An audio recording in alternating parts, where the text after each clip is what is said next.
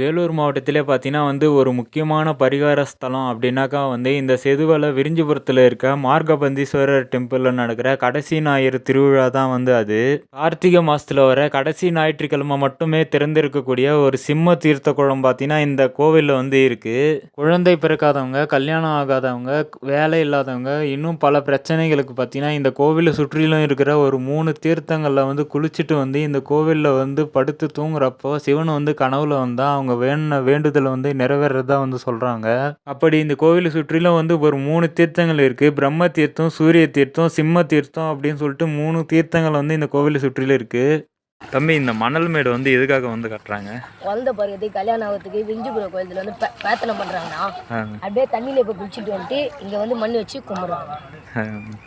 இந்த சூரிய தீர்த்தம் அப்படின்னு சொல்லப்படுற பாலாற்றில் குளிச்சுட்டு விடிகாலையில் பார்த்தீங்கன்னா இது போல் மணல் மேடுகளை குமிச்சு அதை விநாயகராக வழிபாடு பண்ணுறாங்க.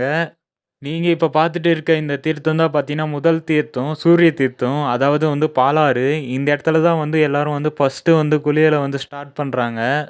இங்கே குளித்ததுக்கு அப்புறமா பார்த்தீங்கன்னா அப்படியே இன்னும் 2 தீர்த்தங்களில் குளிக்கிறதுக்கு போகிறாங்க. இந்த சூரிய தீர்த்தமானது குளிச்சு முடிச்ச உடனே அந்த ஆத்துலேருந்து மணல் எடுத்துட்டு இது போல விநாயகர் ஒரு மணல் குவியலா உருவாக்கி அதை வழிபாடு இந்த இடத்துல பண்றாங்க.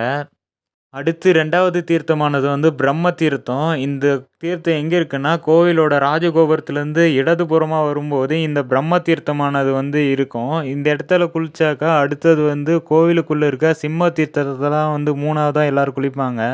இந்த கோவிலை சுற்றிலும் இருக்கிற தீர்த்தங்கள்லே இந்த சிம்ம தீர்த்தமானது தான் ரொம்பவும் ஒரு முக்கியமான ஒரு தீர்த்தம். இந்த தீர்த்தம் வருஷத்துக்கு ஒரு முறை மட்டுமே திறக்கப்படுது. அது மட்டும் இல்லாமல் இந்த தீர்த்தத்தில் குளிக்கிறதுக்காக ரூ. 300லேருந்து ரூ. 1000 வரைக்கும் கட்டணமானது இந்த நிர்வாகம் வசூலிக்கிறாங்க. இந்த சிம்ம தீர்த்தமானது குளிச்சு முடிச்சதுக்கு அப்புறமா பார்த்தீங்கன்னா இந்த கோவிலோட வெளி பிரகாரத்தில் எல்லாரும் படுத்துடுறாங்க. அப்படி படுக்கும்போது இந்த கோவிலோட மூலவரான மார்கபந்தீஸ்வரர் கனவுல காட்சி கொடுத்தாக்கா அவங்க நினைக்கிற விஷயம் 100% அப்படியே நடக்கிறதா சொல்கிறாங்க.